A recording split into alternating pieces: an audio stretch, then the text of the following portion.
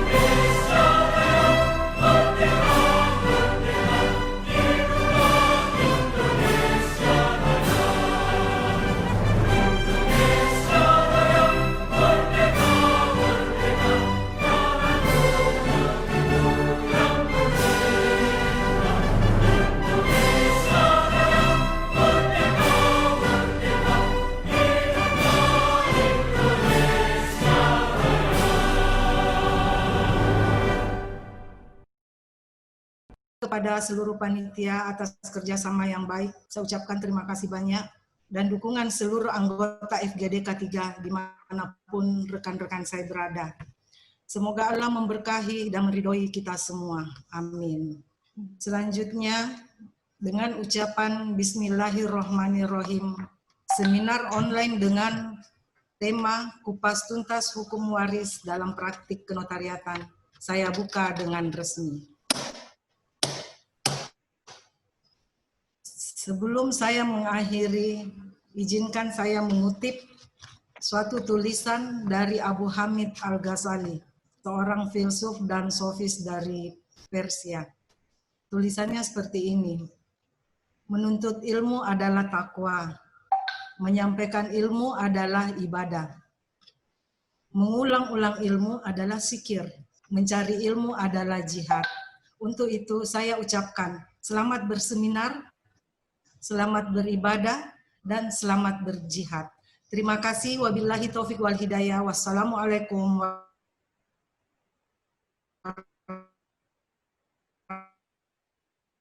warahmatullahi wabarakatuh. Waalaikumsalam warahmatullahi wabarakatuh. Lebih samakan Ridwan Zainuddin SH, Notaris dan PPAT Kabupaten Kepulauan Selayar. Assalamualaikum warahmatullahi wabarakatuh. Alhamdulillahirabbil alamin. Wassalatu wassalamu ala asrofil anbiya'i wal mursalin Sayyidina Muhammadin wa ala alihi wa sahbihi ajmain, amma ba'd. Bapak, Ibu, dan rekan sekalian yang saya hormati, untuk memulai pembacaan doa ini, maka marilah kita menundukkan kepala dan hati kita, seraya menengadahkan tangan keharibaan Allah Rabbil Alamin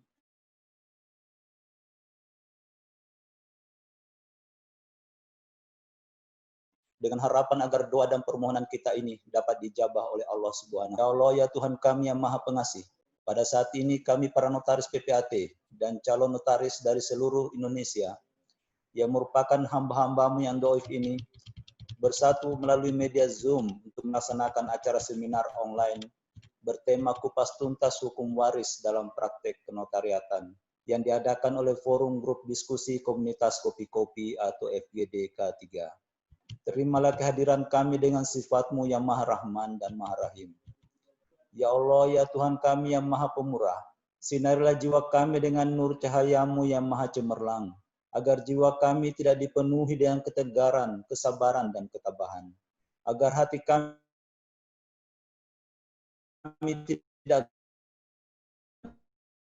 goyah dalam memperkokoh keimanan dan ketakwaan kami kepadamu, sehingga kami mampu terlepas dari jeratan permasalahan yang tanpa pertolongan-Mu kami sulit untuk memecahkannya. Ya Allah, ya Tuhan kami yang Maha Perkasa, kami menyadari bahwa di hadapan-Mu kami adalah makhluk yang tidak berdaya, makhluk lemah yang tak memiliki kekuatan. Namun di hadapan kami telah terbentang tugas dan amanah yang telah dibebankan ke pundak kami. Karena itu melalui sifat-Mu yang Maha Perkasa, kami memohon karuniailah kami inayah, hidayah, dan taufik-Mu, agar kami tetap memiliki tekad dan upaya yang gigih dalam melaksanakan tugas-tugas kami. Ya Allah, ya Tuhan kami yang Maha Bijaksana, berilah kami pemahaman yang sedalam-dalamnya dan seluas-luasnya dalam menerima setitik dari ilmu-Mu yang maha luas. Jadikanlah ilmu yang kami dapatkan ini sebagai ilmu yang bermanfaat, baik bagi diri pribadi kami maupun kepada masyarakat pengguna jasa kami, agar profesi kami ini tetap bermartabat dan mendapatkan kepercayaan dari masyarakat. Ya Allah, ya Tuhan kami yang Maha Penyayang, selamatkanlah kami dari segala bencana dan penyakit, termasuk dari wabah COVID-19 yang masih terus dalam masa pandemi ini. Akhiri dan enyahkanlah wabah ini dari bumi-Mu, dan terutama dari negara kami, Indonesia, sehingga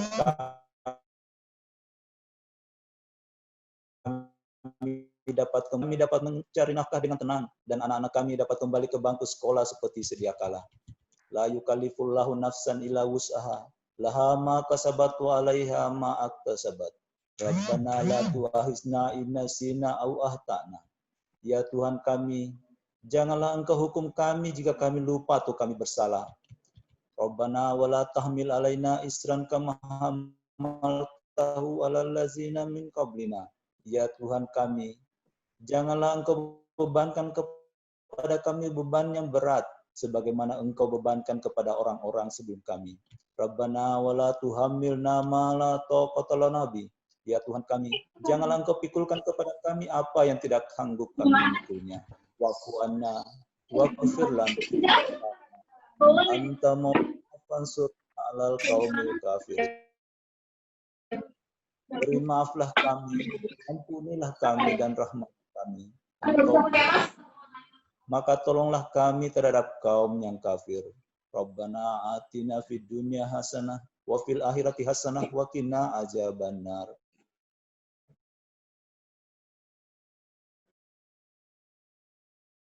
Subhanaka rabbil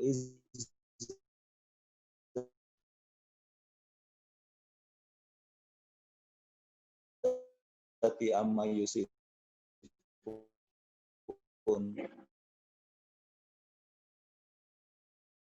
Wassalamualaikum.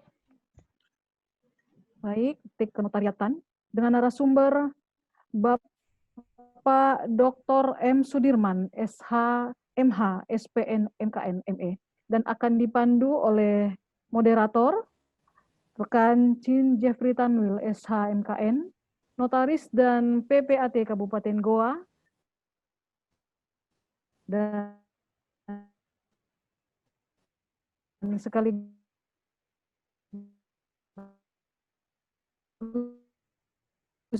juga sebagai dosen pada Prodi Magister. Dengan ini kami persilahkan acara. Rekan Samra Puspadewi SHMKN, Bapak Ibu dan para peserta online yang kami hormati. Assalamualaikum warahmatullahi wabarakatuh semua. Puji dan syukur kita panjatkan kehadirat Tuhan yang Maha Pengasih atas berkat dan anugerahnya sehingga kita dapat mengikuti seminar online pada hari ini dengan tema Kupas Tuntas Hukum Waris dalam Praktik Kenotariatan dengan narasumber Bapak Dr. M. Sudirman, SHMH, SPN, MKN, Magister Ekonomi.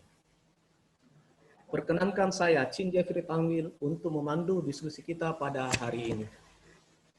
Sebelum kita masuk dalam pemaparan dari narasumber, izinkan saya membacakan daftar riwayat hidup singkat dari Bapak Dr. M. Sudirman, SHMH, SPN, MKN, Magister Ekonomi. Program Doktor Ilmu Hukum Universitas Brawijaya tahun 2017. Lulus dengan cum laude. Magister Kenotariatan dan Program Spesialis Notariat dan Pertanahan Universitas Indonesia tahun 2001. Magister Ekonomi, Akuntansi Syariah, Taskia Institut tahun 2020. Dosen pasca sarjana Magister Kenotariatan dan Magister Ilmu Hukum pada Universitas Brawijaya, Universitas Jayabaya, dan Universitas Tarumanegara. Pemateri pada Sudirman Law Training Center, sebagai pengurus para pejuang disertasi, sebagai notaris dan PPAT DKI Jakarta, aktif pada pendidikan Dewan Pengurus Syariah,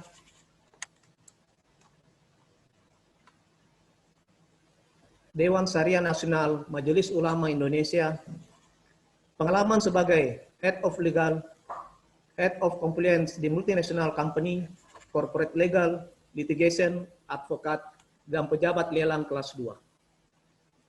Pengalaman organisasi sebagai Ketua Bidang Diklat, PP Ikatan Pejabat Lelang kelas 2, anggota Diklat, pengurus pusat, pengurus wilayah, pengurus daerah Ikatan Notaris Indonesia dan Ikatan Pejabat Pembuat Akta Tanah. Demikian daftar riwayat hidup singkat dari narasumber kita. Kepada Bapak Dr. N. Sudirman, SHMH, SPN, MKN, Magister Ekonomi, untuk memaparkan materinya dengan waktu 45 menit.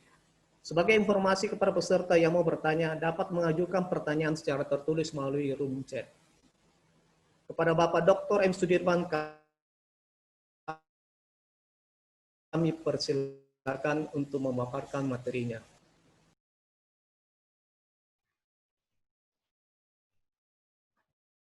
Bismillahirrahmanirrahim. Assalamualaikum warahmatullahi wabarakatuh. Alhamdulillahirabbil alamin, puji dan syukur kita panjatkan kehadirat Allah Subhanahu wa taala. Salawat dan salamnya semoga senantiasa dilimpahkan kepada junjungan kita Nabi besar Nabi Muhammad sallallahu alaihi wasallam. Alhamdulillahirabbil alamin. Yang pertama kita mengucapkan puji syukur kehadirat Allah Subhanahu wa taala karena memang atas izinnya dan ridhonya alhamdulillah kita dipertemukan dalam rangka untuk bersilaturahmi, dalam rangka untuk bertolabul ilmi, dalam rangka untuk menuntut ilmu. Yang pertama saya ingin mengucapkan dan apresiasi yang setinggi-tingginya kepada Ketua FGD K3 beserta jajarannya, Ibu Rosdiana, Ibu Dodot, Ibu Rasida Usman, Ibu Inge, para ketusi, para pengurus semuanya, para peserta semuanya, mudah-mudahan insya Allah hari ini kita sama-sama belajar bersama. Mudah-mudahan apa yang kita pelajari bisa memberikan manfaat dan bisa menjadi ladang amal buat kita semua. Saya sebelumnya memohon maaf, di sini tidak ada bermaksud untuk menggurui Bapak dan Ibu karena di sini banyak sekali para ahli. Nah, termasuk salah satunya Pak moderator kita yang beliau juga adalah dosen ya Pak ya, Pak Chin Jeffrey Tanwil. Baik, mari kita sama-sama berdiskusi. Bapak dan Ibu, intinya pada saat kita belajar waris ini, nggak usah berpikir bahwa belajar waris itu sesuatu yang menakutkan, sesuatu yang menyeramkan. Walaupun memang pada saat dulu kita kuliah waris ya, ini pengalaman pribadi, nggak tahu teman-teman, mungkin kita kuliah waris itu bisa berkali-kali yang ngambil waris. Karena waris di kenotariatan pada saat waktu spesialis itu ada namanya waris BW1, ada namanya waris BW2, ada namanya P2HP, dan kita baru mengambil waris itu kalau prasyarat mata kuliah yang lainnya lulus, ditambah mata kuliah hukum kewarisan Islam juga tersendiri ya. Jadi kalau kita belajar waris, hukum waris, ini pada saat di kenotariatan itu mungkin hampir 4 mata kuliah atau 5 mata kuliah ya, dari semester 1, 2, 3, 4 itu ada semua. Semoga dengan diskusi kita bersama-sama, kita belajar bersama, mudah-mudahan apa yang kita tadinya menganggap waris itu bingung menjadi mudah. Mari kita mulai dengan bismillah, niatkan karena Allah, niatkan karena Tuhan, memang kita intinya mau belajar. Nah, baik, terkait dengan materi, saya sudah menyampaikan kepada panitia materi yang disampaikan ada 5 file. Yang pertama filenya itu mengenai kewarisan. Jadi saya akan sedikit menyampaikan bahwa pada saat kita belajar waris, kita harus melihat bahwa waris itu kita melihatnya dari 3 perspektif. Yang pertama dari perspektif bagi yang beragama Islam, tentunya hukum kewarisan menurut hukum Islam. Terus bagi mereka yang punya adat istiadat, dilihat juga dari perspektif hukum adat. Dan bagi kita yang di Fakultas Hukum juga, kebanyakan itu adalah hukum waris perdata, hukum waris BW. Jadi materi yang disampaikan, yang pertama mata kuliah materi, yang keempat terkait dengan wasiat dan surat keterangan wasiat, sama yang kelima adalah peraturan Menteri Hukum dan HAM nomor 60 tahun 2016 tentang pendaftaran wasiat sama surat keterangan wasiat. Nah, saya diberikan amanah sama panitia di antara 3 perspektif hukum kewarisan ini, titik fokusnya adalah di waris perdata, waris BW. Nah, di waris BW, jadi ya insya Allah akan banyak dikupasnya berarti terkait dengan waris BW. Dan untuk waris Islam dan waris adat, saya juga akan membahas pengantarnya terlebih dahulu. Dari materi yang pertama, terkait dengan hukum waris Islam, saya akan tampilkan di layar.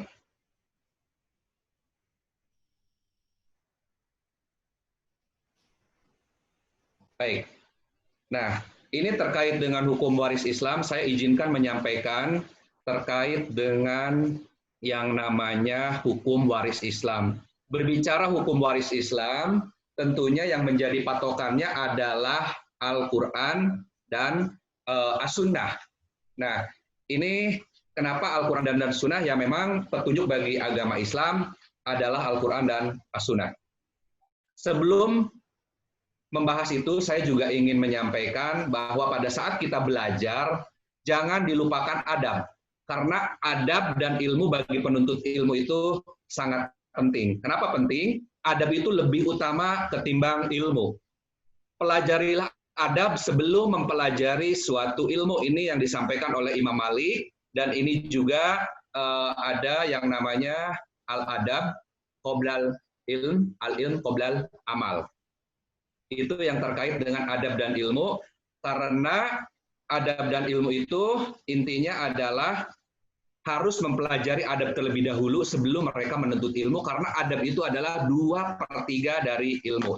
Ini sepintas saja ya. Nah, yang kedua, pada saat kita berbicara waris, baik waris Islam, waris BW maupun waris adat, kita harus tahu dulu alurnya. Alurnya seperti apa? Nah, di dalam hukum waris Islam, alurnya kita sederhana saja. Pewarisnya itu pada saat masih hidup, terus pewarisnya setelah meninggal. Itu aja patokannya. Jadi karena hukum kewarisan ini kan merupakan bagian dari hukum keluarga. Nah, cara kita menyederhanakannya berarti di sini ada yang namanya keluarga yang masih hidup dan sudah meninggal. Nah, sederhananya hukum waris Islam itu tidak terlepas dengan yang namanya hibah, wasiat, dan waris. Bedanya apa? Nah, ini alurnya. Hibah itu pemberi, penerima, dan pelaksananya semuanya masih hidup. Nah, itu dilaksanakan pada saat masih hidup, itu namanya hibah. Nah, ternyata orangnya, pemberinya masih hidup, tapi mau dilaksanakan setelah pemberinya meninggal. Nggak usah bingung, itu namanya wasiat. Nah, terus kalau mau ternyata pemberinya sudah meninggal, dan dibaginya sesudah meninggal, itu namanya waris. Jadi berbicara tentang kewarisan tidak terlepas dengan hibah, wasiat, dan waris. Nah, dari panitia memberikan amanah kepada saya fokus di waris. Jadi untuk hibah dan wasiat mungkin bisa dibahas di sesi tersendiri. Terus berikutnya, dari alur itu, pada saat hibah juga kita untuk masing-masing baik Islam maupun BW ataupun adat sama-sama ada. Nah, sekarang kewarisan menurut Islam ada yang namanya pengertian batasan, ini juga berlaku secara umum, ada istilah waris, ada warisan, pewaris, ahli waris, mewaris, dan proses pewarisan. Saya nggak akan menjelaskan ini karena Bapak dan Ibu juga waktu di S1 udah pernah dapat, jadi silahkan dibaca kembali. Nah, kita udah tahu yang namanya warisan, berarti di tahap ketiga. Tadi kan hibah, wasiat, ini warisan. Warisan itu tahap 3. Syaratnya ada yang namanya rumusnya 1, harus ada orang yang meninggal dulu. Jadi intinya apapun kalau ada orang meninggal, larinya adalah ke warisan. Terus ada yang namanya harta, dan yang berikutnya tentu ada yang namanya ahli waris. Nah, terkait dengan hukum waris Islam ini mulai diatur di dalam Al-Quran, bagaimana pengaturannya secara Islam, dasar hukumnya, ahli warisnya bagaimana, bagiannya, dan sebagainya. Itu akan dibahas. Tapi sedikit menyampaikan, ini ada hadis riwayat Ahmad, bahwa pelajarilah Al-Quran dan ajarkanlah kepada orang banyak, pelajari pula faraid. Faraid itu ilmu waris, dan ajarkanlah kepada orang banyak, karena aku manusia yang pada suatu ketika mati, dan ilmu pun akan hilang. Jadi, ilmu yang akan dicabut seperti itu. Kenapa? Ini di Ibnu Majah juga bilang, ajarkan kepada orang banyak karena faraid adalah setengah dari ilmu dan mudah dilupakan. Nah, kenapa? Ini di dalam hadis ini sahih yang membuat kenapa orang enggan untuk belajar waris ini dalam konteks waris Islam, karena memang di dalam hadis juga dijelaskan, dan ini waris itu adalah setengahnya dari ilmu, dan itu yang akan paling dicabut duluan, ilmu waris itu. Sehingga akan semakin wariskan, ini menurut hukum Islam ada harta kekayaan dan tidak termasuk kewajiban. Sedangkan di dalam KHI, ini tanggung jawab ahli waris terhadap utang atau kewajiban pewaris. Nah, seperti itu. Lanjut. Di dalam KHI juga dijelaskan, pewarisan itu tidak berdasarkan golongan ahli waris. Beda dengan BW. BW kan dikenal ada golongan 1, 2, 3, 4. Nah, untuk hukum Islam lain lagi. Nah, untuk orang tua, istri, suami, dan anak tidak terhalang oleh siapapun. Anak luar nikah bukan ahli waris. Anak angkat bukan ahli waris. Tidak dikenal adanya pergantian tempat mewaris. Tidak dikenal penolakan waris. Dan ada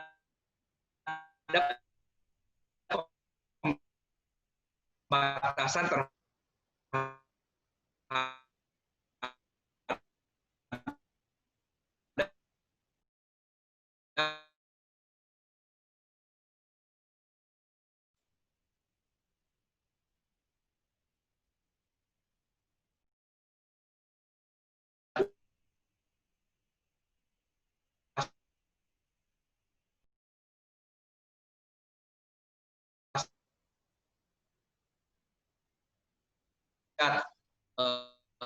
LKAM. Nah, ini di dalam pasal 2 pun dijelaskan Undang-Undang Perkawinan, jika perkawinan dilakukan menurut hukum Islam, maka ketentuan waris dari perkawinan tersebut juga mengikuti ketentuan waris menurut hukum Islam. Nah, kalau menurut BW, kalau menurut adat. Nanti kita bisa kembangkan lebih lanjut. Pembahasan lebih detail akan dibahas dalam agenda lainnya. Itu materi yang pertama. Sekarang akan lanjut ke materi kedua. Materi kedua terkait dengan hukum waris BW.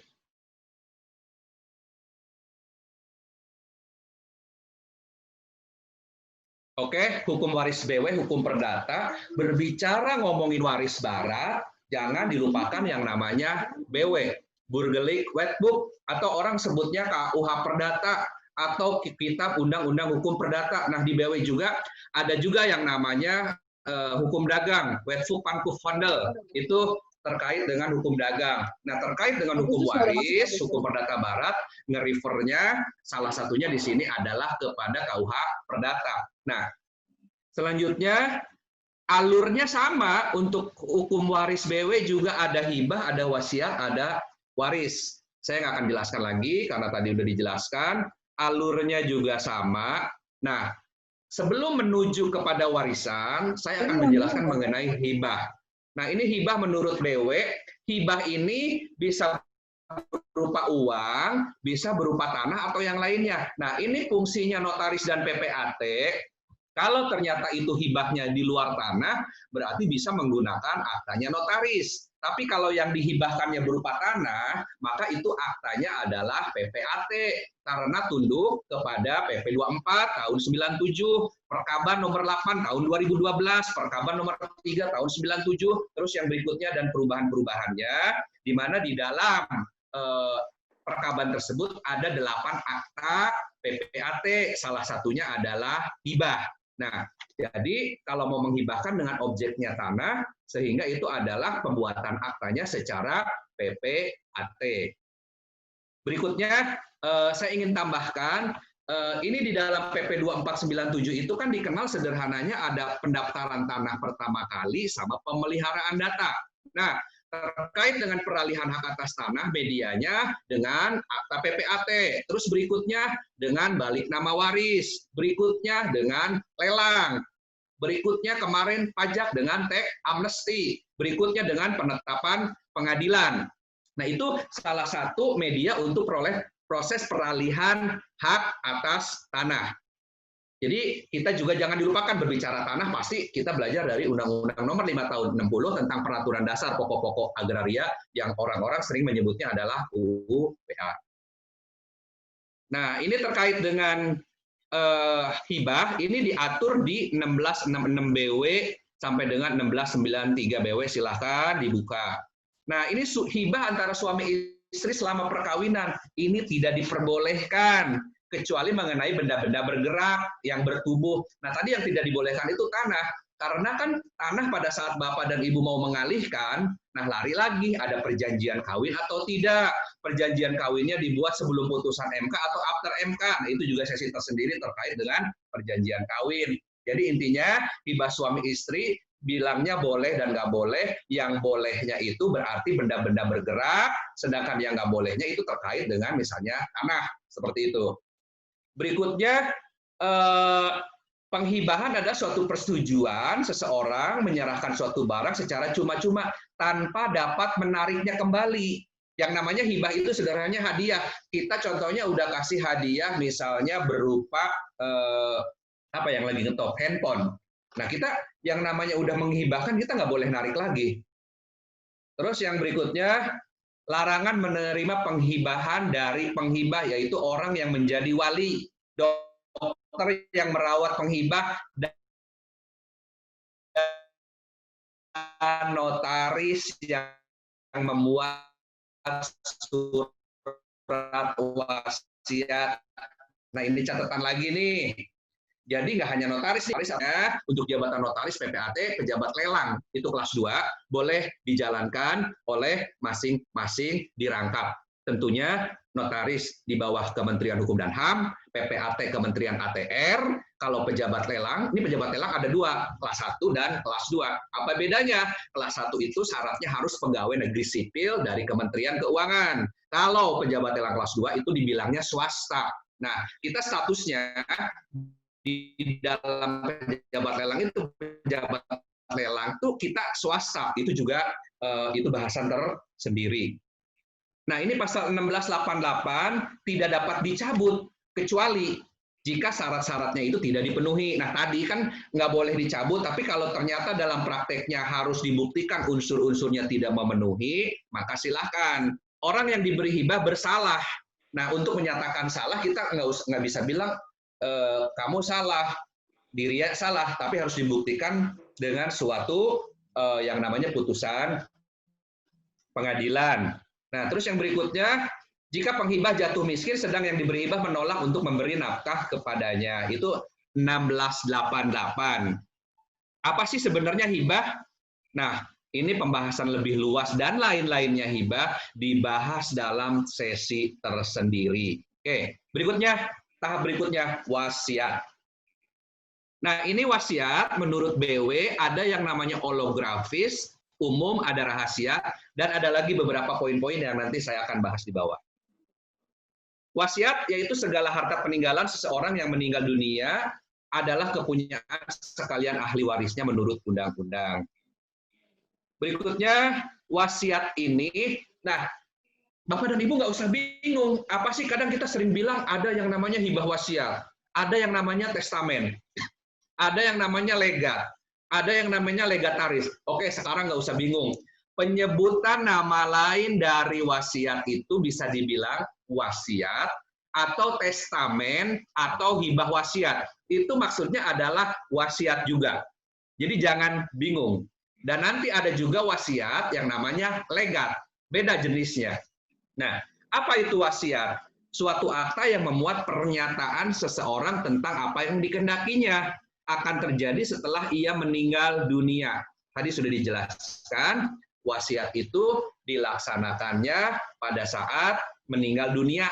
Unsurnya harus ada orang yang meninggal dunia, si pemberi wasiatnya. Berikutnya adalah mengenai bentuknya. Nah, tadi yang 3 udah disebutkan, yang satunya lagi juga wasiat yang dibuat dalam keadaan darurat. Nanti keadaan darurat seperti apa nanti bisa dilihat di bawah. Sekarang holografis. Oke, apa sih holografis? 1, ditulis dengan tangan. Jadi ditulis dengan tangan orang yang akan meninggalkan warisan itu. Jadi berbicara holografis itu orangnya sendiri. Terus diserahkan pada notaris untuk disimpan. Nah, ini 932. Penyerahan ini harus dibuatkan akta penyimpanan yang dikenal dengan istilah akta pandepot atau pandepot ya. Nah, ini tata caranya ditandatangani oleh pembuat wasiat, notaris, dan 2 orang saksi. Nah, ini Bapak dan Ibu jangan ketuker di dalam UU-JN pasal UU-JN di situ mengenai penandatanganan akta itu urutannya para penghadap, saksi-saksi, dan notaris. Sedangkan di dalam ketentuan wasiat itu diperintahkannya pembuat, notaris, dan 2 orang saksi. Nah, kalau misalnya mau dikaji lebih lanjut lagi antara UU-JN dengan ini kenapa berbeda? Tapi saat ini kita nggak usah mempermasalahkan itu. Ini ada 2 ketentuan hukum ya. Nah, kalau ingin Bapak dan Ibu mengkaji lebih lanjut juga monggo terkait dengan urutan pembuatan dan penandatanganan para pihak, saksi dan notaris. Nanti juga ada yang namanya wasiat berikutnya, saksinya harus 4. Itu juga aturan-aturannya ada. Nah, ini penyerahannya bisa terbuka boleh, tertutup juga boleh. Jika tertutup, maka pembukaan wasiat tersebut nanti dilakukan oleh BHP dan dibuat secara verbal juga prosesnya, yaitu penjelasan dan sebagainya ya. Sekarang wasiat umum dibuatnya ini oleh notaris. Nah, ini Bapak dan Ibu yang terkait dengan wasiat umum ini. Orang yang akan meninggalkan warisan menghadap notaris dan menyatakan kehendaknya, terus dihadiri 2 orang saksi. Bentuk ini paling banyak dan paling baik lah. Ini mengenai baik atau enggak itu perlu dikaji lebih lanjut lagi. Kenapa? Notaris bisa mengawasi isinya sama. Kita balikin ke pasal 38 bahwa akta terdiri dari kepala, badan, dan kaki. Kepala mulai dari judul, nomor, jam, hari, tanggal, bulan, dan tahun, nama notaris, dan tempat kedudukan notaris. Barulah pasal berikut-berikutnya. Nah, itu yang dibilang wasiat umum. Berikutnya ada yang namanya wasiat rahasia. Ini dibuat oleh pemberinya atau orang lain, ditandatangani pewaris. Ini maksud pewaris itu pemberi wasiat ya. Harus diserahkan sendiri kepada notaris 4 orang saksi. Nah, itu bedanya di situ. Rahasia itu 4 orang saksi. Dan harus tertutup dan disegel. Nah, itu yang dibilang wasiat rahasia. Jadi samalah sederhananya kayak kita bilang, oh ini rahasia, berarti kalau rahasia nggak boleh orang tahu ya, seperti itu. Berikutnya wasiat yang dibuat dalam keadaan darurat, dalam keadaan perang, dibuat oleh mereka yang dalam perjalanan melalui lautan, dibuat oleh mereka berada di tempat wabah, kecelakaan, gempa bumi, atau bencana alam. Nah, kalau misalnya kita dikaitkan dengan sekarang COVID, nah ini juga bisa bilang yang namanya surat wasiat yang dibilang keadaan darurat. Oke, terkait dengan darurat, ini juga pembahasan tersendiri yang dibilang yang namanya act of God, yang dibilang keadaan kahar, yang dibilang force majeure. Ini pembahasan tersendiri. Tapi apakah sekarang kondisi COVID bisa dibilang darurat? Sepanjang pemerintah menyatakan dan mengatur, dan ini bukan hanya pemerintah, udah internasional. Nah, ini juga bisa dianggap sebagai wasiat yang dibuat dalam keadaan darurat. Nah, ini bagus nih untuk penelitian bagi Bapak dan Ibu yang sedang nulis disertasi atau nulis tesis terkait dengan pembuatan surat wasiat darurat di era COVID atau di era new normal, itu juga bisa. Nah, berikutnya pembatasan isi testamen. Mohon maaf, ini ada salah ketik. Nah, pembatasan yang berupa larangan yang bersifat umum, ada larangan yang bersifat khusus. Nah, ini pembatasan testamen ini ada yang namanya fideikommis. Fideikommis itu lompat tangan, gitu. Mestinya kan ada urutan-urutannya, ini tiba-tiba loncat. Lompat tangan, nggak boleh. Ada yang namanya vulgair substitusi, secara substitusi. Ada yang namanya fideikommis yang oleh undang-undang dimungkinkan, larangan untuk memindah tangankan. Ini juga kalau mau dibahas, bab tersendiri ya. Tapi saya akan menjelaskan gambaran-gambaran umumnya. Ada juga larangan yang bersifat khusus kepada orang atau kelompok tertentu, kepada bagian warisan tertentu dalam bentuk LP. Nah, LP Bapak dan Ibu udah tahu bahwa LP itu adalah pemberian wasiat yang nggak boleh melanggar hak ahli waris, yaitu sepertiga. Sepertiga itu udah kebanyakan. Kenapa dibilang kebanyakan? Maksimum sepertiga. Tujuannya apa? Untuk melindungi para ahli waris. Berikutnya, yang tadi larangan yang ditunjukkan kepada orang atau kelompok tertentu, suami istri yang menikah tanpa izin, istri dalam perkawinan kedua, syarat ketetapan hibah wasiat, para wali, para guru, dan seterusnya. Nah, ini kepada bagian warisan yaitu dalam bentuk LP. Pengertian LP itu seperti apa, tujuannya seperti apa, mereka yang berhak atas LP itu gimana, besar LP itu gimana, LP keluarga dalam garis lurus ke atas itu gimana, kalau keturunan dalam garis lurus ke bawah gimana, terus LP untuk anak luar kawin bagaimana, ini juga dalam bab tersendiri. Karena waktunya takutnya nggak cukup karena dikasih kesempatan tadi 45 menit. Sekarang berbicara jenis wasiat. Nah, ada yang dibilang jenis wasiat itu disebutnya F-stelling, ada yang dibilang legat. Nah, tadi udah dibilang hibah, apa hibah wasiat, atau legat, ada lagi sekarang istilahnya F-stelling. Apa itu? Nah, F-stelling itu adalah wasiat pengangkatan waris. Pewasiat memberikan kepada seorang atau lebih. Jadi intinya dia mengangkat waris, mengangkat ahli waris. Itu dibilangnya F-stelling.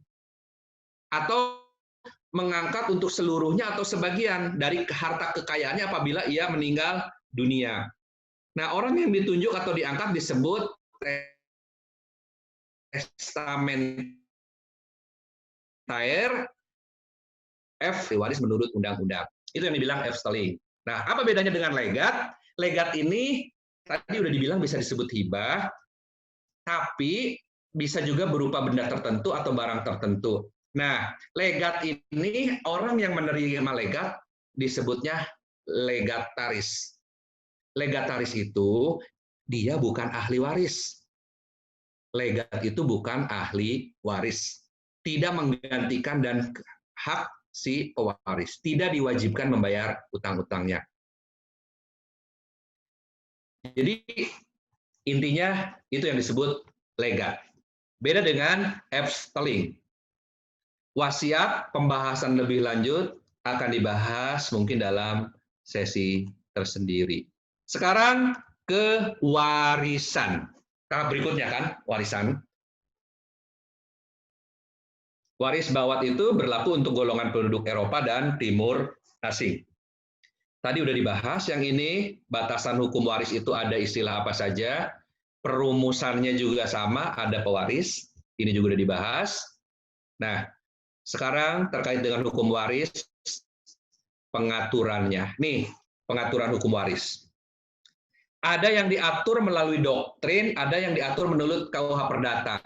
Nah, kalau di dalam doktrin, kita dulu kan udah belajar ya, ada yang namanya hukum pribadi atau personal re, ada yang namanya hukum keluarga, ada yang namanya hukum kekayaan, ada yang namanya hukum waris. Di beberapa kampus dikenal dengan mata kuliah hukum perorangan dan keluarga, ada yang menyebutnya mata kuliah hukum keluarga waris. Nah, ini dia berdasarkan doktrin. Sedangkan menurut KUH Perdata itu diatur di buku 2. Kan kita udah tahu di BW ada 4 buku, orang, benda, perikatan, dan leluarsa. Nah, untuk waris ini diatur di buku 2. Nah, pengaturan lebih detailnya atau hukum waris itu disebutnya F-Freh. Nah, itu di detail 12 mengenai pewarisan karena kematian, tentang surat wasiat, terus pelaksanaannya, hak memikir dan hak istimewa untuk pendaftaran hak harta peninggalan, terus menerima dan menolak, pemisahan harta, harta peninggalan yang tak terurus. Ini saja pembahasan. Jadi Bapak dan Ibu nggak usah bingung, jangan berpikir waris itu hitung-hitungannya yang ngejelimet. Misalnya nanti ada cloving, ada yang lain-lain. Ini aja. Oke, misalnya kita dalam menghitung puyeng, ya sudah, paling tidak kita basic-basicnya kita paham.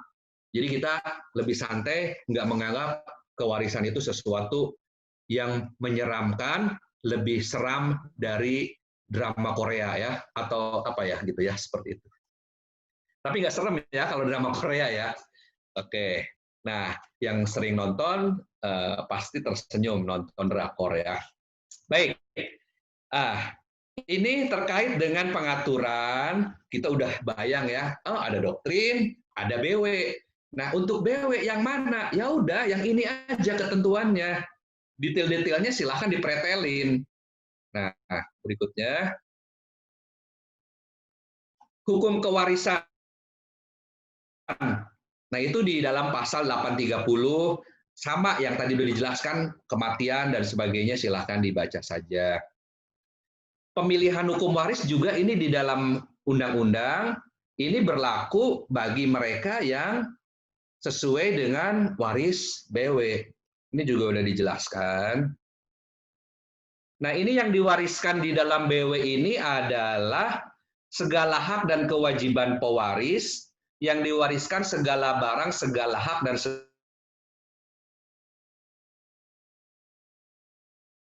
pikul bagian yang seimbang. Hal yang diwariskan juga ini silahkan berdasarkan golongan ahli waris. Orang tua masuk dalam golongan. Nah, pokoknya berbicara mulai hitungan, udah belajar golongan. 1, 2, 3, 4. Nggak banyak golongan aja. Berbicara waris sudah 4 golongan. 1, 2, 3, 4. Lebih banyak nomor akta Bapak dan Ibu dibandingin penggolongan ahli waris. Mungkin nomor golongan Bapak dan Ibu bisa ribuan. Apalagi yang pegang, itu yang keren tuh ya, fidusia tuh. Nomornya banyak sekali. Keren. Terus berikutnya, hukum waris menurut BW, asasnya meninggal. Pokoknya waris itu meninggal dulu deh. Kita mau berbicara asas pun, pokoknya meninggal. Ada ahli waris, ada harta. Walaupun sekian banyak asas, inti-intinya itu meninggal, ada yang ahli waris dan harta. Memang banyak nih asas-asasnya, biar Bapak dan Ibu nggak puyeng. Namun ciri khasnya adalah mutlak, hak mutlak dari ahli waris untuk sewaktu-waktu menuntut pembagian dari harta warisan.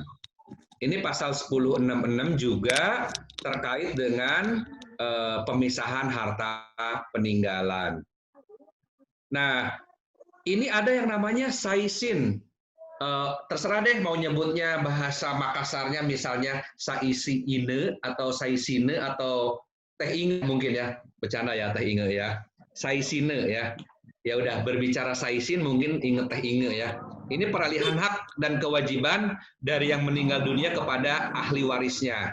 Itu yang dibilang saisin, peralihan hak dan kewajiban dari yang meninggal kepada ahli warisnya. Ini kayak semacam bridging-nya, jembatannya. Oke. Pasal 833 juga dibaca aja, mendapat hak milik, semua hak dan semua piutang. Dasar hukum mewaris, kita udah dibilang pewaris itu siapa? Ya sudah, orang yang meninggal. Nah, ini disederhanakan tadi yang dijelaskan itu untuk lebih memudahkan.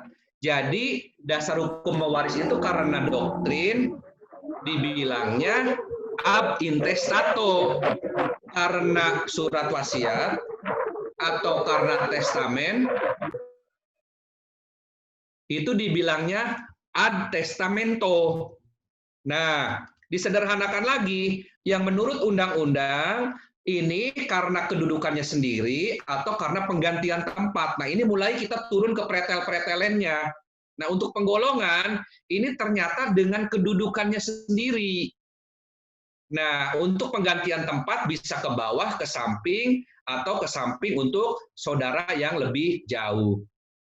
Untuk yang berdasarkan wasiat atau testamen atau hibah wasiat atau ad testamento, ini bisa pengangkatan waris yang disebut dengan efsteling atau yang hanya berupa legat, bukan sebagai ahli waris. Nah, ini konsep gambarannya kalau kita tuangkan tentang kewarisan BW ini, kita sederhanakan, cukup dalam 1 lembar sudah bisa menjawab pertanyaan kalau misalnya masih mungkin lupa ya teman-teman, bukan bingung, mungkin lupa karena udah lama nggak melihat lagi. Oke, ini yang menurut undang-undang tadi udah dibahas, silahkan detailnya dibaca saja, tapi gambarannya tadi udah saya jelaskan. Nah, ini golongan 1. Jadi golongan 1 itu misalnya suami atau istri meninggal, ya udah ahli warisnya berarti suami dan anak-anaknya. Terus ternyata, oh dia nggak ada suami, nggak ada istri, nggak ada anak. Muncul golongan 2, ada orang tua enggak. Nah itu pretelin semua, 2 nggak ada, baru muncul di 3. Nah cuman bedanya di 3, ada yang namanya plopping. Plopping itu dibelah. Maksudnya dibelah dari garis ke sini sama garis ke sini. Itu yang dibilang plopping, barulah golongan 4. Berikutnya, mengenai mewaris ditunjuk dalam wasiat, ini terkait dengan testamen tadi udah dibahas, tapi kalau pengen tahu apa itu testamen, yaitu intinya akta. pernyataan sepihak. Syaratnya dewasa, akal sehat, tidak di bawah pengampuan yang kita sering dengar kuratele, under kuratele, on back wam, itu yang dibilang di bawah pengampuan, atau istilahnya idiot, mabok, boros, itu juga bisa ya. Itu yang dibilang syarat-syaratnya. Ini mengenai dewasa, kan berbicara syarat dewasa banyak sekali ketentuan. Kalau UJN kan bilangnya 18, kalau undang-undang pemilu kan 17. Nah, yang lain-lain silahkan terkait dengan kedewasaan umur ya. Nah, ini syarat-syarat testamen, syaratnya batas usianya harus sehat, harus dimengerti, nggak boleh maksa, ya dibuatnya dalam bentuk akta.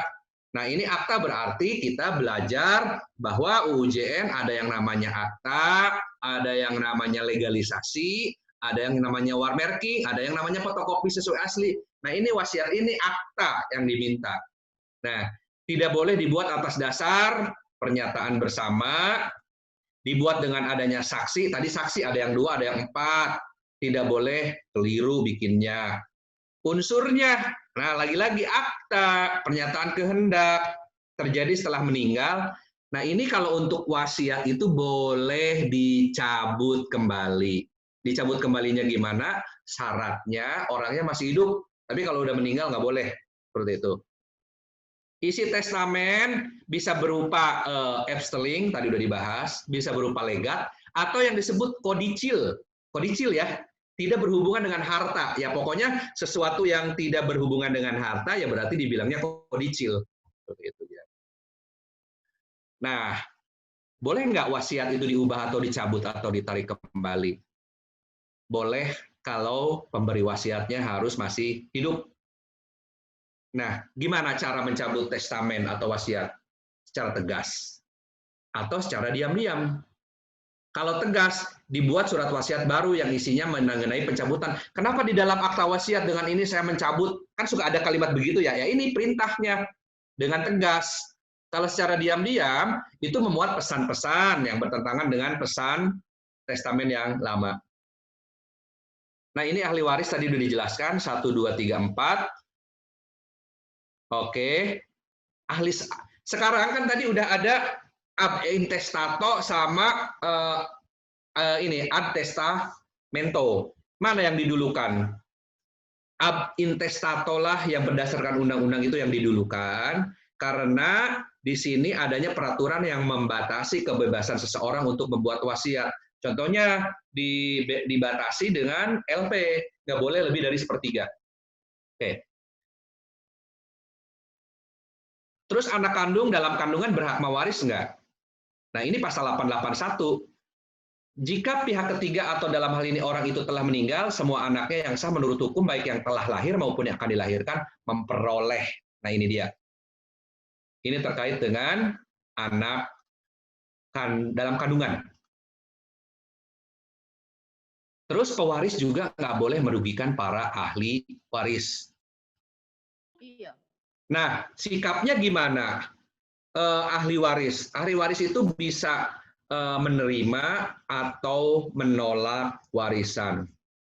Jangka waktunya 4 bulan, terhitung dari hari pemberian pernyataan untuk menyuruh pengadaan perincian harta itu, dan pengadilan negeri berwenang untuk memperpanjang jangka waktu berdasarkan keadaan. Jadi Bapak dan Ibu dalam praktek, kalau misalnya menemukan kasus kewarisan, para pihaknya misalnya menolak, tolong itu harus dibuktikan dengan suatu penetapan pengadilan.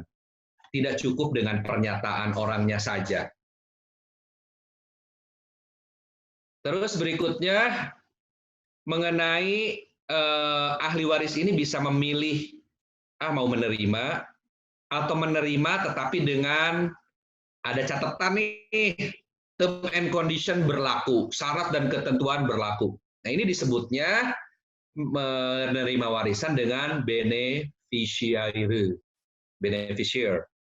Oke. Berikutnya, ya udah nolak.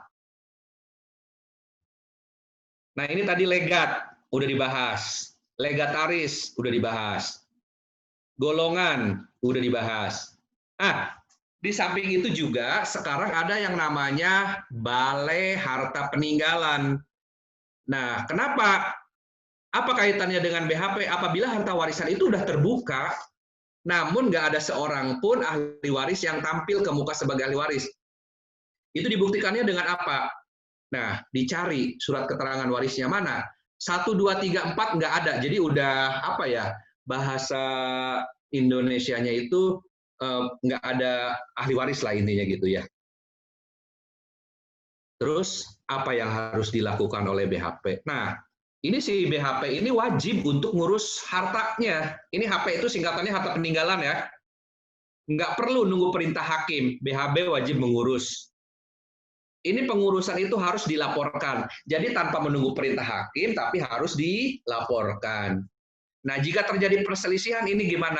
Nah, ini juga masih ada bisa dikaji lebih lanjut. Sorry, ini tadi kejaksaan. Ini juga bisa dikaji lebih lanjut terkait dengan BHP ini.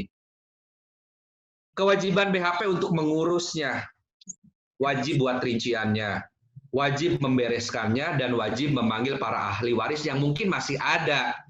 Jadi BHP pun nggak tinggal diem. Misalnya udah dibilang nih orang, ya udah lakukan yang namanya pengumuman koran.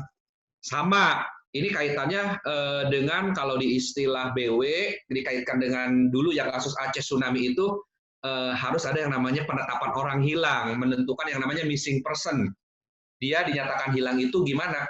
Bukan dari pernyataan, bukan dari polisi dia menyatakan hilang. Orang dinyatakan hilang itu harus melalui penetapan pernyataan hilang dari pengadilan. Berikutnya, hartanya gimana? Ya udah, menjadi milik negara. Kenapa? Ini menjadi milik negara kalau dalam 3 tahun mulai warisan terbuka, nggak ada juga ahli waris yang mau gitu ya. Nah ini ahli warisnya kemana ya? Padahal banyak hartanya nih, dia nggak mau, jadi milik negara. Tapi nggak apa-apa, bisa negara untuk dikembangkan demi kesejahteraan rakyatnya. Amin. Terus berikutnya, ini yang dibilang tadi BHP ini sering dikenal dengan istilah harta peninggalan yang nggak terurus. Itu di istilahnya ya, peninggalan yang tak terurus. Nah, kewajibannya tadi, kalau misalnya dianggap perlu bisa nyegel, buat daftar, bayar utang, selesaikan legat, dan bikin pertanggungjawaban. Jadi ada, kalau kita berbicara secara akudit, secara akuntansi, ada yang namanya pencatatan tuh. Kita melakukan pencatatan-pencatatan, seperti itu. Nah, ada juga ahli waris yang dinyatakan nggak patut untuk menerima warisan. Karena dipidana, nah ini dibaca sendiri aja, pokoknya intinya melakukan tindak pidana. Dan ada kewajiban mengembalikan harta peninggalan ahli waris yang tidak patut. Ini golongan penduduk, dulu kan dikenalnya ada, sering diistilahkan ada golongan, ada 3, ada juga yang bilang 4. Kita kan taunya pribumi, Timur Asing, dan Tionghoa. Seperti itu. Itu juga sama, inti dari 131 IS sama 161 IS. Yang berikutnya, asas kewarisan, yaitu tadi asas-asasnya ini banyak ya. Oke, saya nggak usah jelaskan kembali, karena udah dijelaskan. Nah ini hak waris ALK. Nah ini terkait dengan ALK, di dalam ketentuan anak luar kawin itu disebutnya anak alam. Ada yang namanya anak sumbang, ada yang namanya anak jinah, ada yang namanya anak angkat. Oke, apa itu semua? Nah, menurut undang-undang yang berhak untuk menjadi ahli waris ialah keluarga sedarah. Maka anak luar kawin yang diakui merupakan ahli waris. Nah, di dalam BW, ALK bisa menjadi ahli waris. Padahal belum tentu ya, karena kan terjadi perkawinan yang sah. Nah, apa saja hak anak luar kawin atau anak alam? Pengertiannya apa? Kedudukannya yang diakui dalam pewarisannya seperti apa, bagiannya, anak luar kawin mewaris dengan keluarga, anak luar kawin sebagai satu-satunya, itu teknis dan perintilannya kaitannya dengan pembagian dan hitung-hitungannya. Dalam kesempatan ini saya nggak akan membahas hitung-hitungannya karena itu case by case ya. Yang penting dapat gambaran basic mengenai apa sih yang ada di dalam ALK. Nah, yang keenam, dikenal juga ada penggantian tempat nih untuk ALK. Ada juga yang namanya pengakuan ALK sepanjang perkawinan. Ada juga anak sumbang, anak jinah, dan anak luar kawin sebagai pewaris. Gimana bagiannya? Nah, ini sederhananya, ALK-nya mewaris dengan golongan, lari lagi, golongan berapa, bagiannya gimana. Ini ada di dalam BW ya, saya nggak akan bahas ngitung-ngitungnya. Nah, untuk anak angkat, tidak dikenal anak angkat karena itu untuk orang-orang Tionghoa diadakan peraturan tersendiri dalam Stablat 1917. Oke, itu terkait dengan anak angkat. Nah, ini terkait dengan permohonan surat keterangan waris, tentunya diajukan kepada Pusat Daftar Wasiat, melampirkan dokumen, dan hal-hal yang lainnya ya. Dan bayar PNBP tentunya ya. Dan pelaksanaan wasiat dan pembagian warisannya, tadi udah dijelaskan, ada pemberi, ada pelaksana. Nah, ini terkait dengan hukum waris BW, sudah selesai. Oke, sedikit, saya agak cepat, masih minta waktu 10 menit, boleh nggak Pak Moderator, atau 15 menit? Silakan Pak, silakan.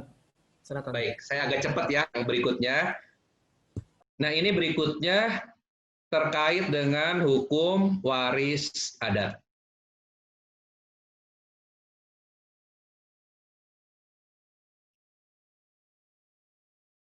Oke, hukum waris adat. Sedikit aja biar mengingat kembali. Nah, ini untuk waris adat tentunya ada adat Padang, ada adat Makassar. Saya lupa ngambil rumah Makassar ya, mohon maaf ya, saya ngambilnya yang inget ini ya. Oke, mungkin besok-besok saya tambahin gambar rumah Makassar, bagus-bagus. Nah, ini juga sama alurnya, cuman bedanya kalau untuk adat ini nih, ada yang namanya sistem kekeluargaan, ada sistem patrilineal, matrilineal, bilateral, dan pelaksananya. Matrilineal itu sifatnya Bapak kayak orang Medan ya, matrilineal sifat keibuan, Padang. Ada juga yang kombinasi. Nah, ini sistem kekeluargaannya. Jadi kita mengenal ada juga yang namanya parental atau bilateral. Itu aja untuk mengingatkan hukum adat ya. Itu terkait dengan hukum adat, detailnya bisa dibahas di agenda lain. Berikutnya saya akan menampilkan terkait dengan yang keempat ya. Bentar, agak hilang ini filenya. Ditunggu sebentar, saya lagi buka untuk proses. Tadi ke klik. Yang keempat. Terus yang kelima juga ada.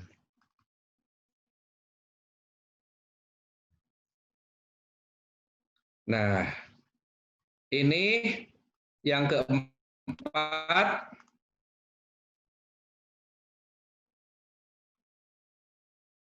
Nah, yang keempat, saya akan menjelaskan dan kita berdiskusi mengenai ini, wasiat.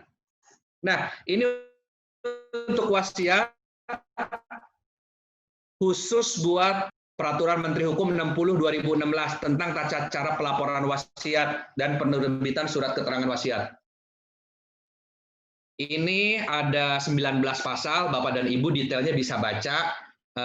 Oke, apa itu wasiat, apa itu daftar atau nihil. Nah, ini dibaca sendiri. Tata caranya bagaimana, Bapak dan Ibu juga udah tahu. Terus pelaporannya gimana? Ini paling lama 5 hari. Kenapa tanggal 5 tuh? Biasanya Pak Firdonal suka ngumumin tuh di Facebook ya. Ayo, udah lapor wasiat belum? Terus kadang juga Pak siapa lagi banyak yang sering ini. Nah, ini di sini salah satunya dijelaskan. Nah, untuk pelaporan daftar akta tadi kan menurut ketentuan doktrin dan undang-undang. Nah, di dalam peraturan ini ada 5 mengenai pelaporan data.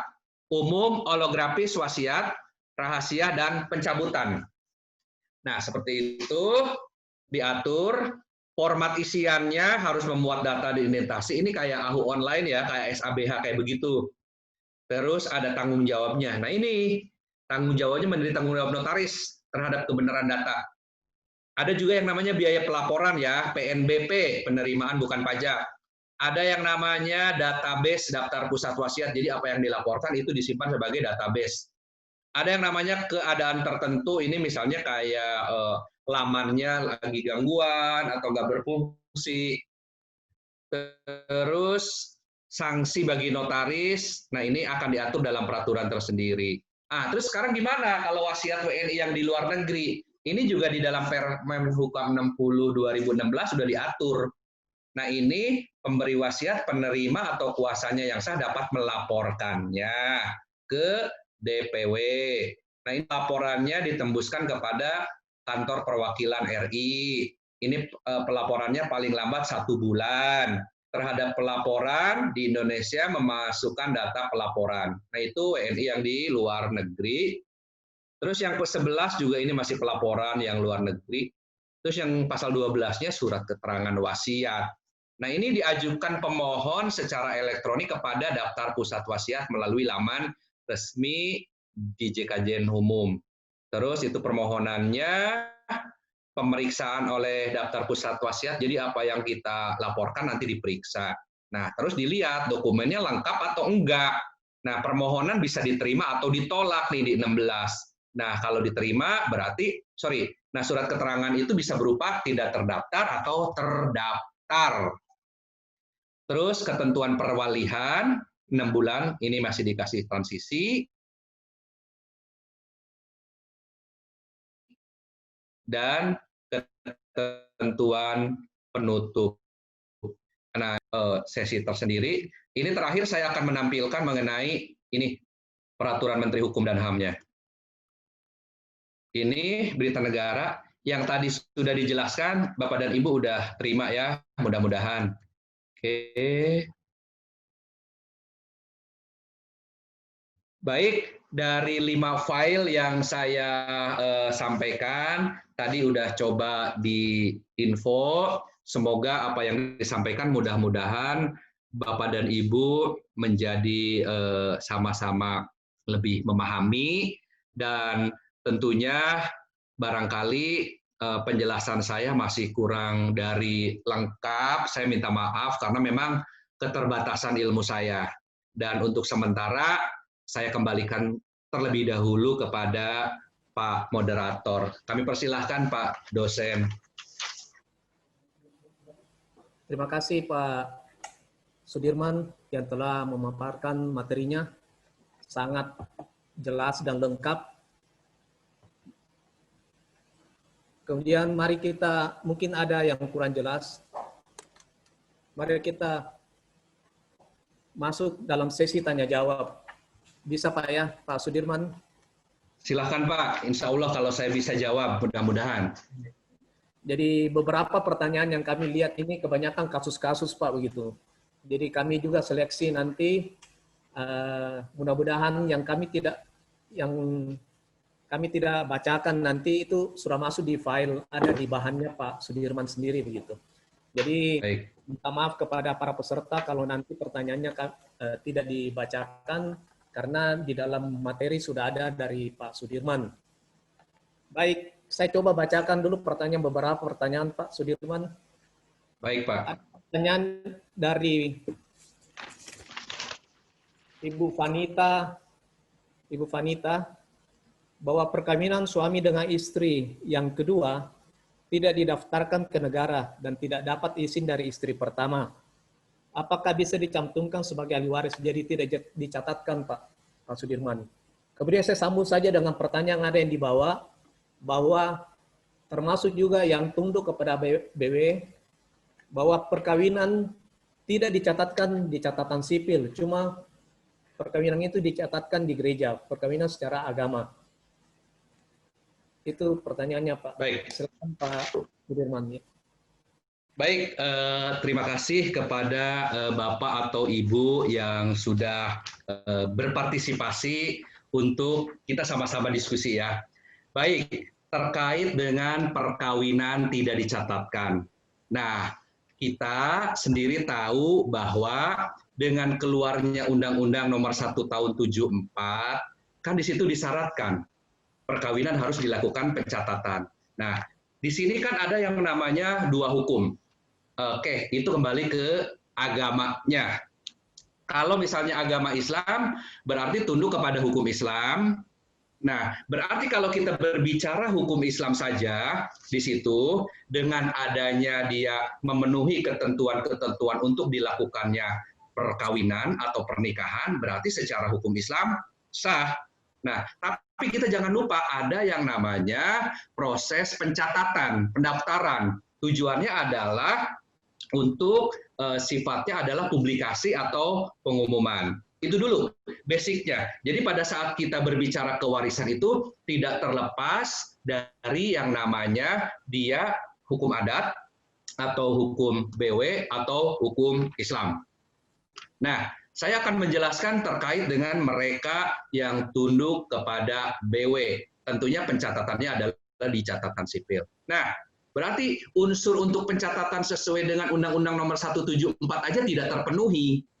Nah, pada saat notaris atau PPAT, pada saat notaris misalnya membuat surat keterangan waris, tentunya segala persyaratan-persyaratannya harus dipenuhi. Nah, apakah sudah dipenuhi atau tidak? Nah, nikah secara adat, secara gereja menurut hukum daripada agama Nasraninya sendiri itu kan sah, tidak ada tidak ada larangan. Nah, tapi secara ketentuan hukum positif kan itu wajib didaftarkan, sehingga kalau misalnya itu menurut ketentuan hukum bahwa dia menjadi ahli waris, berarti proses-proses itu harus dibuat. Nah, ada solusi bagi yang mereka perkawinannya belum dicatat. Oke, menurut orang non-Muslim itu bisa mengajukan pencatatan pernikahan. Tapi kalau untuk Islam bisa mengajukan namanya itsbat nikah ke pengadilan agama. Nah, di dalam ketentuan hukum Islam sendiri, walaupun misalnya dia tadi sudah dijelaskan secara hukumnya itu sudah memenuhi. Jadi bagaimana kalau Bapak dan Ibu ingin membuat ataupun melanjutkan surat keterangan waris, tadi sudah dijelaskan. Kalau tidak didaftarkan, berarti bisa dicarikan solusi untuk mengajukan permohonan penetapan pencatatan pernikahan. Demikian, semoga bisa membantu untuk menjelaskan apa yang tadi disampaikan. Barangkali demikian ya, saya kembalikan ke Pak Moderator. Terima kasih Pak Sudirman. Ada pertanyaan berikut lagi Pak dari Pak Ferry. Apakah boleh istri atau suami buat wasiat dengan mengesampingkan suami atau istri yang sebagai ahli waris? Ini mungkin pasal 852 Pak Sudirman, di mana suami istri tidak mempunyai hak legitim porsi. Ya. Jadi mungkin berangkat dari pasal 852 BW bahwa suami atau istri hidup terlama itu sebagai ahli waris gitu. Tapi di dalam wasiat tidak di dalam wasiat mengesampingkan pasangan hidup terlama. Silakan Pak Sudirman. Pertanyaannya Pak, boleh ini fokusnya kemana Pak? Boleh diulang kembali? Apakah boleh istri atau suami buat wasiat dengan mengesampingkan suami atau istri sebagai ahli waris, di mana suami atau istri tidak mempunyai hak legitim porsi. Jadi mereka mau membuat wasiat yang menyampingkan suami atau istri. Pertanyaannya, Pak. Baik, terima kasih kepada Pak Ferry. Nah, Pak, pada prinsipnya tadi kan sudah dijelaskan mengenai ada yang namanya hibah, ada yang namanya wasiat, ada yang namanya warisan. Nah, itu satu kesatuan itu tidak boleh bertentangan. Oke, tadi berbicara hibah itu diberikan pada saat orang masih hidup dan dilaksanakan pada saat orang masih hidup. Nah, sekarang wasiat itu diberikan kepada nah ini nggak dijelaskan tadi tunduknya kepada agama apa dulu ya. Oke, saya akan membahas kalau misalnya untuk agama Islam, wasiat itu tidak boleh diberikan kepada ahli waris. Wasiat itu harus diberikan kepada selain ahli waris. Itu hukum Islam. Nah, sedangkan untuk hukum non-Islam itu kan tadi sudah digambarkan ada yang namanya pemberian kewarisan terjadi secara undang-undang, ada yang secara testamen. Nah, secara testamen juga itu dibagi lagi, ada secara sterling atau secara legal. Nah, kalau misalnya di situ tidak dipenuhi, tadi juga kan sudah dijelaskan bahwa mana yang lebih dipenuhi, karena undang-undangkah atau karena legal. Nah, tadi pertanyaan yang disampaikan ini mengesampingkan wasiat, tapi wasiatnya itu lebih kemana? Ke legatkah atau ke sterling? Tapi saya akan coba, mudah-mudahan yang dimaksud penanya, kalau misalnya itu semua, di sini kan ada yang namanya LP, Pak, legitimity 40. Itu maksimum sepertiga. Pada saat misalnya dia memberikan wasiat, itu nggak boleh lebih dari sepertiga. Nah, kalau misalnya tujuannya mengesampingkan dan sebagainya, tentunya itu kita harus berpikir ulang, Pak, karena konsekuensi-konsekuensi dengan tidak dipenuhinya hak-hak daripada ahli waris, apalagi antara suami istri, ini juga harus dipretelin lagi, Pak. Ada perjanjian kawin atau tidak ada perjanjian kawin. Dibuatnya sebelum putusan MK atau after MK. Nah, itu juga semua harus dilihat. Barangkali demikian, Pak Moderator. Baik, terima kasih Pak Sudirman. Ini Sama-sama, ada Pak, ya. kemudian saya rangkum saja Pak supaya satu kali di. Baik. Ya. Ada pertanyaan dari Pak Cahyo Edi Nugroho. Apakah anak dari hasil perkawinan pertama berhak mewaris pada harta gonogini pada perkawinan kedua orang tuanya? Ini yang tunduk kepada hukum Islam. Kemudian dari Ibu Susi Evidia, apakah harta bawaan suami atau harta bawaan istri kalau meninggal, atau saya ulang Pak ya, apakah suami istri yang hidup terlama berhak atas harta bawaan suami atau istri yang meninggal? Itu Pak, kasih. Silakan Pak. Baik, ini yang pertama terkait dengan hukum waris Islam. Nah, tadi sudah disampaikan kalau BW itu kan ada golongan 1 nggak ada, lari ke golongan 2, kalau nggak ada ke 3, kalau ketiga nggak ada ke 4, 1, 2, 3, 4 ke BHP. Nah, kalau menurut hukum Islam, tadi disampaikan bahwa kewarisan menurut hukum Islam ada yang namanya zulfaraid. Bagian-bagiannya sudah ditentukan. Ada lagi unsurnya asobah, ada yang satu lagi itu zul arham ya. Nah, itu semua terkait dengan misalnya anak dari perkawinan dan pertama atau perkawinan kedua, kalau memang itu memenuhi unsur-unsur kewarisan, misalnya memenuhi salah satunya adanya hubungan darah dan seterusnya, itu bisa dijadikan sebagai ahli waris, tentunya dengan bagian dan besarnya beda-beda. Karena kan di dalam kewarisan Islam juga ada yang namanya zulfaraid, ada yang namanya asobah atau sisa. Nah, ini mengenai pembagian dan hitung-hitungannya mungkin kita bisa bahas di sesi tersendiri ya Pak ya. Atau mungkin Bapak bisa japri saya, monggo. Nah, itu yang kedua, mengenai harta bersama suami istri yang hidup terlama. Pak, boleh diulangi nggak Pak yang kedua? Saya tadi agak terlambat nyatetnya Pak. Pak Moderator, boleh dibaca yang kedua Pak? Baik. Dari pertanyaan dari Bu Susi, apakah harta bawaan suami, kalau suami meninggal, istri berhak atas bawaan suami? Baik.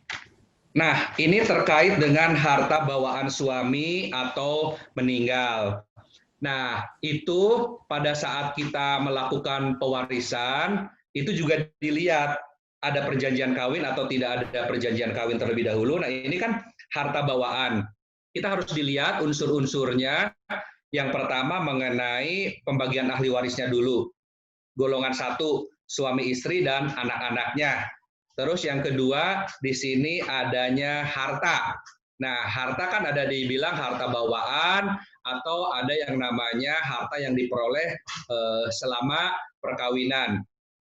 Kalau saya melihat sepanjang si suami tersebut misalnya, jadi gini, terkait dengan harta ini kan memang sangat sensitif sekali ya. Ada yang mengklaim itu harta bersama, ada yang mengklaim itu harta bawaan. Nah, kalau misalnya si para pihak bisa membuktikan bahwa itu ternyata harta bawaan, tapi kita juga ingat. Nah, kita juga ingat bahwa masih ada ahli waris yang lainnya, sehingga kalau murni harta bawaannya tersebut misalnya menganggap bahwa itu milik suami atau didapatkan dari suami, ingat terkait dengan konsekuensi daripada harta peninggalan itu ada yang namanya pertama diselesaikan dulu biaya kubur, yang kedua diselesaikan segala utang-utang, yang ketiga laksanakan wasiat, yang keempat kalau misalnya ada sisa barulah itu yang dibagi. Jadi terkait dengan pertanyaannya bisa dapat atau enggak, itu harus dilihat lebih detail lagi. Kalau saya melihatnya sementara seperti itu ya. Demikian Pak Moderator. Baik, terima kasih Pak Sudirman. Ini saya rangkumkan saja pertanyaannya Pak ya. Ada beberapa pertanyaan yang mirip-mirip. Baik. Satukan, apabila ada WNI asli golongan pribumi datang ke notaris ingin dibuatkan SKW, apakah sebelumnya dibuat akta kesepakatan waris bahwa ahli waris bersepakat membagi warisan secara perdata barat atau langsung saja dibuat SKW oleh notaris? Jadi saya simpulkan, saya kasih simpulkan dulu Pak. Baik. Beberapa pertanyaan juga demikian. Siap. Apakah yang tunduk kepada hukum Islam itu bisa tunduk secara sukarela dengan membuat surat keterangan waris secara perdata? Itu Pak pertanyaannya. Baik, terima kasih Bapak dan Ibu penanya. Nah, ini terkait dengan berarti kan ada dua sistem hukum ya. Ada sistem hukum Islam sama ada sistem hukum BW. Ada yang dibilang pribumi, kan dalam sekarang ini pribumi juga ada yang agama Islam, ada yang tidak beragama Islam. Nah, saya berbicara mengenai ketentuan agama Islam dulu. Bagi mereka yang beragama Islam berdasarkan ketentuan Al-Quran dan As-Sunnah agar mengikuti apa yang diatur di dalam Al-Quran dan As-Sunnah. Contohnya apa? Sederhananya, pembagian waris antara laki-laki dengan perempuan 2:1. Itu adalah hukum daripada Allah Subhanahu wa Ta'ala. Kita nggak boleh untuk tidak mengikutinya. Itu yang pertama. Jadi pada saat notaris atau PPAT ada orang Islam yang melakukan pembagian waris yang tidak tunduk kepada hukum Islam, sebaiknya Bapak dan Ibu menyampaikan bahwa berdasarkan ketentuan hukum Islam, bagi orang Islam harus mengikuti dan tunduk kepada hukum Islam. Nah, terus solusinya bagaimana? Caranya, ikutin ketentuan pembagian waris menurut hukum Islam, perempuan sama laki-laki 2:1, dia nyatakan dan terima, barulah di dalam klausul berikutnya, dengan ini pihak perempuan akan memberikan. Jadi kewarisannya kita laksanakan dulu. Jadi kewarisannya kita laksanakan dulu sesuai ketentuan hukum Islam, habis itu sifatnya adalah menjadi hibah atau pemberian dari ahli waris yang lainnya, sehingga dia berprinsip, oh bagi rata. Tapi itu sama-sama harus dilaksanakan dulu pembagiannya. Ternyata ada hartanya misalnya 1 miliar, 2:1. Ini ada 3 orang, laki-laki 1, perempuan 2. Berarti kan laki-laki dapat 2 bagian, perempuan dapat setengahnya. Nah, ternyata si laki-laki tersebut ingin bagi rata.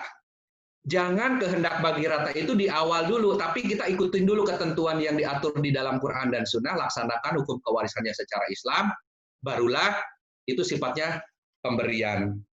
Terus bolehkah kita tunduk secara sukarela kepada hukum perdata? Ini yang perlu diinfo lebih lanjut. Pada prinsipnya terkait hukum waris tadi udah dijelaskan sederhananya, ya kita walaupun menurut kita sama-sama sudah sepakat, sebaiknya ikutin dulu, baru yang berikutnya sifatnya berubah dari warisan menjadi ke hibah. Demikian. Terima kasih Pak Sudirman. Ini ada beberapa pertanyaan dan memang ini lagi hot-hotnya ini Pak.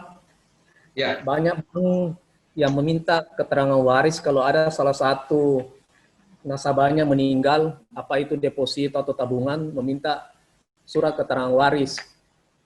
Ini ada pertanyaan dari Laksmia Minatum, itu menanyakan bahwa ada bank agar ahli waris nasabah membuat akta surat keterangan waris notaril.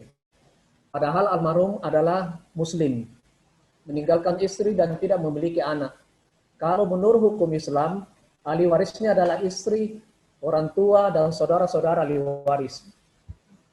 Bagaimana kalau saudara-saudara almarhum sudah meninggal? Apakah anak-anaknya ikut juga menjadi ahli waris? Apakah kita sebagai notaris tetap harus membuatkan surat keterangan waris, sedangkan yang meninggal ini adalah yang tunduk kepada hukum Islam? Itu yang pertama, Pak. Yang kedua, saya juga dalam 2 minggu terakhir ini ada beberapa pemegang polis, ahli waris dari pemegang polis yang datang kepada saya mengatakan bahwa perusahaan asuransi meminta juga surat keterangan waris atau pernyataan dari notaris bahwa mereka adalah wali dari ahli waris tersebut. Padahal kalau kita melihat di BW pasal 345, itu jelas bahwa orang tua yang hidup terlama itu menjadi wali anak-anaknya. Jadi saya yang lalu itu ada 2 orang yang datang sama saya minta dibuatkan surat pernyataan. Saya mengatakan bahwa tidak perlu, karena itu secara otomatis, apalagi di dalam polis itu sudah ditunjuk siapa ahli waris. Itu Pak. Silakan Baik. Pak. Baik, oke, terima kasih kepada Bapak Ibu penanya. Oke, memang di dalam praktek pihak bank ataupun pihak yang lainnya ada yang meminta surat keterangan waris. Nah, kita sama-sama kembalikan dulu menurut ketentuan hukum. Nah, kan sudah ada yang namanya penggolongan penduduk, penggolongan ahli waris. Kalau misalnya pribumi kan surat keterangan warisnya dibuat oleh lurah dan camat. Itu kan sudah cukup ya. Nah, kalau misalnya orang yang tunduk kepada BW orang Tionghoa itu oleh notaril. Itu memang sampai sekarang masih ada perbedaan pendapat ya. Ada yang menyampaikan, ini beberapa ahli ya, saya melihat yang pertama, sudah cukup dari keterangan lurah dan camat. Sementara ini dalam praktek pihak misalnya bank meminta untuk tetap dibuatkan surat keterangan waris. Nah, terus bagaimana solusinya? Nah, ini solusi pun ini bisa dikaji lebih lanjut ya terkait dengan surat keterangan waris yang dibuat bagi orang pribumi tapi dibuat oleh notaris.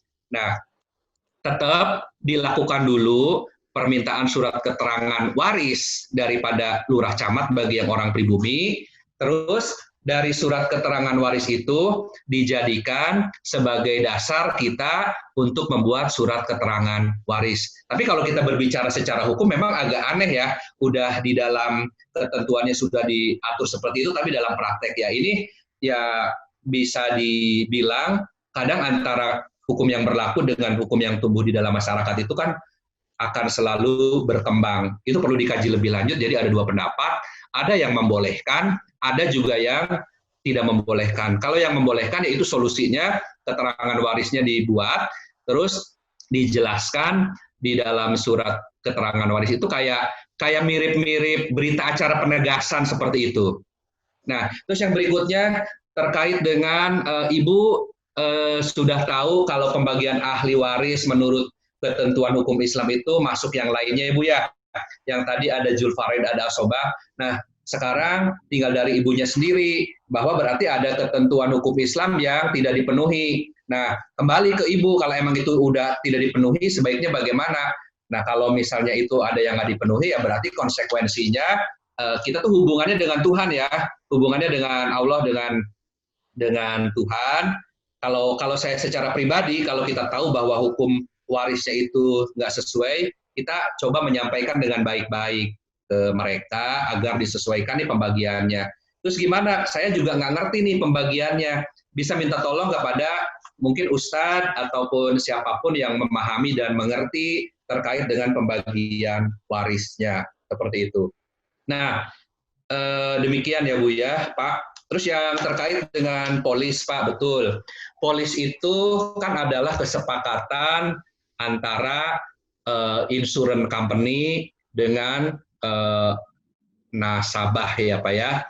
Mereka membuat dan menandatangani sebuah perjanjian, itu yang disebut yang namanya di dunia asuransi, itu dikenal dengan insurance policy ya, atau polis asuransi. Nah, pada saat Bapak mengajukan asuransi, tentunya Bapak kan mengisi yang namanya SPAJ, Surat Permohonan Asuransi Jiwa, atau POM, application POM, atau apalah namanya, di situ tanda tangan, dan salah satu klausulnya ada yang namanya siapa yang menjadi beneficiary-nya. Dunia asuransi dikenal dengan dunia beneficiary itu adalah penerima manfaat. Nah, memang tadi terkait dengan keterangan waris, yaitu PR kita bersama, bisa juga masih banyak pihak-pihak yang belum mengerti dan memahami terkait dengan surat keterangan waris itu seperti apa, bagi golongan pribumi, muslim, ataupun adat dibuat seperti apa. Nah, itu PR kita bersama yang harus memang kita lakukan. Itu juga betul Pak, terkait dengan bahwa orang tua yang hidup terlama itu adalah sebagai walinya. Nah, kalau memang ternyata dibutuhkan, itu juga kan lain cerita ya Pak, terkait bahwa yang menyatakan dia sebagai wali ya satu-satunya adalah penetapan wali itu dari pengadilan yang menyatakan bahwa dia adalah sebagai wali. Itu juga masih jadi PR kita bersama Pak. Barangkali seperti itu. Baik, terima Boleh kasih tanya Pak langsung nggak ya? Firman. Mungkin ada pertanyaan Pak dari... Ya, boleh tanya langsung nggak ya? Udah resen dari tadi. Monggo, saya kembali ke Pak moderatornya, Ibu. Saya ngikutin beliau aja, Bu. Monggo, Bu. Baiknya gimana? Silakan Ibu, silakan Ibu. Ya. Baik. Assalamualaikum warahmatullahi wabarakatuh. Waalaikumsalam. Saya Ibu Pandam Nerulan dari Yogyakarta. KD, selamat bertemu. Luar biasa sekali pemaparannya. Siap, Bu Dokter. Ini KD, Ya. apa namanya? Saya justru tertarik dengan yang dibicarakan terakhir tadi tentang keterangan ahli waris. Saya lalu menjadi punya dua pertanyaan ini. Jadi poinnya saja ya supaya tidak panjang. Ya, bagaimana ya kriteria hukum dalam pembuatan keterangan ahli waris bagi penduduk Indonesia tanpa kita melihat pembedaan penggolongan penduduk, ya? Kan yang ada di sini kan bagi penduduk Indonesia itu ya ada yang keturunan Tionghoa, ada yang inlander dan lain sebagainya. Kok saya tergelitik untuk apa namanya, saat ini kalau kita melihat pengaturan di dalam PMNA 397 itu kan lebih kepada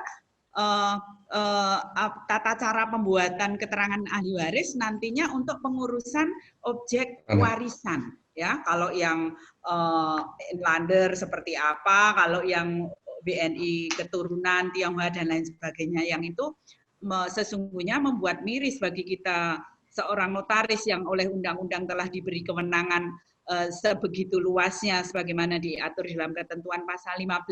Jadi pertanyaan saya yang pertama itu bagaimana KD kriteria hukum dalam pembuatan keterangan ahli waris bagi penduduk Indonesia? Saya tidak melihat tidak perlu harus membedakan golongan yang tunduk pada BW, golongan inlander dan yang lainnya seperti itu. Jadi yang penting bagi penduduk Indonesia. Kemudian yang kedua, bagaimana saya itu berpikir sekiranya kita para notaris ini sebagai agen perubahan itu mampu mengambil peran atau berpartisipasi untuk mengakhiri adanya pluralisme dan diskriminasi pembuatan surat keterangan ahli waris itu tadi. Ya, jadi kalau berdasar kewenangan yang kita punyai di pasal 15 itu kan sangat dimungkinkan bahwa keterangan ahli waris bagi penduduk Indonesia itu dibuat di hadapan notaris tanpa harus membedakan golongan penduduk. Seperti itu, KD. Jadi ayolah, apakah ini dimungkinkan? Kalau dimungkinkan ya harus kita mulai dari kita memberikan edukasi kepada masyarakat, ya terutama masyarakat yang datang ke kantor kita, gitu aja. Mungkin 2 hal itu aja, Kak. Terima kasih. Waalaikumsalam. Sudirman.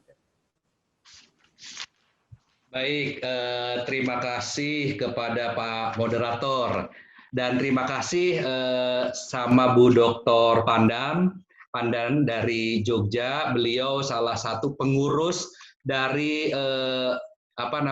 Jimli School ya, bersama Bunda Mami juga di Surabaya ya. Bukan. Terima kasih Bunda. Baik, yang pertama terkait dengan intinya kita mau melakukan kodifikasi hukum lah ya Bu ya, karena terkait dengan banyak aturan. Nah, saya sangat setuju sekali Bu terkait dengan pembentukan kodifikasi hukum. Nah, terus apa yang bisa kita lakukan? Nah, kita selaku yang sering membahas misalnya mengenai tentang kewarisan ataupun para praktisi notaris atau PPAT, berarti langkah yang bisa dilakukan, kita bisa satu, menyampaikan mengenai usulan-usulan ini tersebut karena kita itu di bawah naungan organisasi, bisa disampaikan ke pengurus daerah, nanti ke Pengwil dan ke PP masukan-masukannya kalau kita menggunakan jalur organisasi. Yang kedua, kita bisa menggunakan jalur akademisi. Terkait dengan jalur akademisi berarti kita melakukan penelitian. Dalam hal ini misalnya menulis disertasi terkait dengan kodifikasi hukum pembuatan surat keterangan waris 1 pintu atau OSS 1 pintu, pembuatan surat keterangan waris 1 pintu, itu juga boleh. Sehingga nanti timbul rumusan masalah apa, misalnya seperti itu, dan rekomendasinya seperti apa. Itu yang kedua melalui jalur akademisi. Yang ketiga melalui jalur jurnal-jurnal nasional atau jurnal internasional. Keempat melalui FGD, forum-forum group discussion. Kenapa harus melalui FGD? Di sini ada sangat kompleks sekali karena kewarisan itu ada unsur adat, unsur agama Islam, unsur non-Islam, dan yang lain-lainnya. Yang keempat bisa dilakukan melalui seminar-seminar. Dan yang ini pun salah satunya diskusi ini juga bisa memberikan usulan ataupun arahan. Nah, jadi kalau ditanya saat ini kita berbicara keinginan, ya tentunya keinginan untuk 1 pintu. Untuk bisa terwujud itu semua, banyak sekali hal-hal yang harus dirangkul, yang harus disatukan. Seperti itu. Terus yang kedua, bagaimana mengenai surat keterangan ahli waris yang sangat pluralisme. Memang betul, Bu. Padahal di kita juga sudah sering bilang kita adalah sama, tidak ada lagi perbedaan. Nah, karena memang hukumnya seperti itu. Oke, Bu, sederhananya nggak usah jauh-jauh. Kita berencana ingin membuat KUH Perdata yang produk kita masih pakainya zaman Belanda terus. KUHP juga sama seperti itu. Nah, itu ya memang PR buat kita bersama, harus duduk bersama, atau bisa juga dimasukin salah satu program Omnibus Law, menyatukan mengenai hal tersebut. Itu sedikit yang bisa disampaikan, Bu Doktor. Saya kembalikan kepada Pak Moderator. Terima kasih. Terima kasih Pak Sudirman. Mungkin ini pertanyaan yang terakhir Pak ya. Siap. Saya rangkum beberapa Pak. Tadi sudah dijelaskan oleh Pak Sudirman bahwa ada wasiat yang ditulis tangan, wasiat holografis.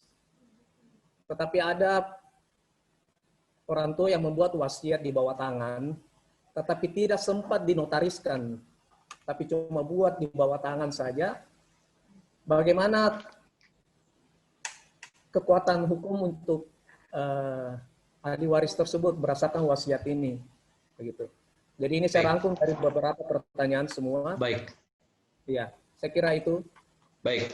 Kasih. Oke, baik Bapak dan Ibu, terkait dengan wasiat, kalau kita mengacu kepada BW, wasiat itu kan harus dalam bentuk akta. Kalau tidak diaktakan, berarti itu belum memenuhi ketentuan. Nah, bagi yang beragama Islam, di situ perintah Al-Quran dan As-Sunnah pada saat misalnya dia mewasiatkan, tentunya asal tidak lebih sepertiga, tadi urutannya, laksanakan wasiat dulu sebelum pembagian warisan. Memang kalau kita berbicara mengenai hukum tertulis, pencatatannya itu wajib dilakukan. Seperti tadi, pernikahan secara hukum Islam sah, tapi kalau dibuktikan untuk publikasi, kan perlu dicatatkan. Nah, terkait dengan wasiat juga seperti itu. Nah, kita mau menyelesaikannya secara hubungan antara manusia dengan Tuhannya,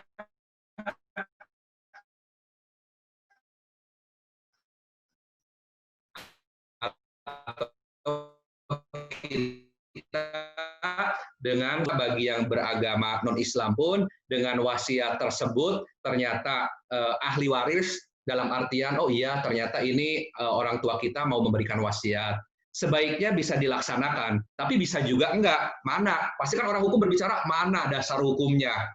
Silakan dibuktikan, yaitu kembali lagi kepada keluarga. Apakah mungkin keluarganya, oh iya saya yakin nih almarhum ini memang, nah mungkin selaku anak-anaknya juga, ini kan amanah dari orang tua, mungkin sebaiknya dilaksanakan. Cuman memang pelaksanaannya karena tidak dinotarilkan berarti kan secara kekeluargaan. Nah itu kalau memilih untuk dilaksanakan. Memilih untuk tidak dilaksanakan juga memang tidak berdasarkan hukum. Nah kalau tidak berdasarkan hukum, berarti para pihak kan bisa ngajuin permohonan gugatan ke pengadilan, menyatakan bahwa dia selaku yang berwenang. Nanti itu lain cerita lagi. Pengadilan memutuskan bagaimana, karena hakim dalam memutuskan harus didasarkan kepada pembuktian berupa apa aja, ada surat, bukti surat, keterangan saksi, keterangan ahli, atau pengakuan, atau sumpah, dan lain-lainnya. Itu tergantung hukum perdata atau hukum pidananya. Jadi, kalau terkait dengan hal seperti itu, Undang-Undang BW menyatakan wasiat itu dengan diaktakan ya. Demikian barangkali Bapak atau Ibu. Kami kembalikan lagi kepada Pak Moderator. Terima kasih Pak Sudirman. Kepada para peserta mohon maaf pertanyaan-pertanyaan yang diajukan tidak sempat kami bacakan, tetapi kami sudah seleksi tadi dan kami sudah baca juga pertanyaan. Banyak yang sudah diulas dan ada di dalam bahannya Pak Sudirman. Nanti kami akan bagikan bahan dan materi dari Pak Sudirman kepada para peserta. Mohon maaf atas kurang berkenan. Demikian diskusi kita pada kesempatan ini. Mudah-mudahan berkenan dan menambah ilmu dan pengetahuan bagi para peserta. Saya tidak akan simpulkan diskusi kita ini karena pemateri telah jelaskan secara lebih baik. Dan juga ada bahan-bahan yang akan dibagikan kepada para peserta. Akhir kata, mohon maaf jika ada kesalahan atau kata yang kurang berkenan. Dan terima kasih kepada Bapak Dr. M. Sudirman, SH, MH, SPN, MKN, Magister Ekonomi, yang telah membagikan ilmunya kepada kita semua. Demikian diskusi kita. Wassalamualaikum warahmatullahi wabarakatuh. Selamat sore. Waalaikumsalam. Saya kembalikan ke Puspa Dewi, SH, MKN. Waalaikumsalam warahmatullahi wabarakatuh. Bu Moderator, mohon izin 1 menit boleh nggak? Boleh, silahkan Pak Dokter. Oke, Saya belum menyampaikan permohonan maaf kepada Bapak dan Ibu kalau ada penjelasan atau jawaban saya yang belum pas atau yang belum memenuhi karena memang masih adanya keterbatasan dari ilmu saya.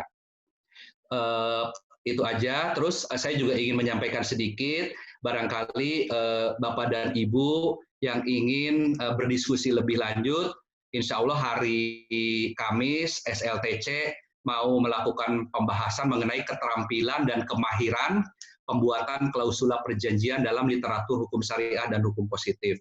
Dan hari Rabu juga besok terkait dengan pembahasan kupas tuntas akad-akad syariah bersama Pemda Sukabumi. Itu aja 1 menit, kurang lebihnya saya mohon maaf dan terima kasih atas waktu dan amanah serta kesempatan yang disampaikan. Mudah-mudahan apa yang kita pelajari menjadi ladang amal dan membawa manfaat buat kita semua. Amin, Allahumma amin, ya robbal alamin. Terima kasih, itu saja dari saya. Assalamualaikum warahmatullahi wabarakatuh. Saya serahkan kepada panitia. Terima kasih. Ya, terima kasih. Terima kasih Bapak narasumber atas materi yang telah dibawakan. Terima kasih kepada moderator. Demikian tadi seluruh rangkaian acara seminar online kita pada hari ini. Lebih dan kurangnya mohon dimaafkan. Terima kasih yang sebesar-besarnya kepada panitia atas terselenggaranya acara ini, dan mohon untuk tetap di tempat. Kita bersama-sama akan berfoto, dan mari kita dengarkan lagu Bagimu Negeri.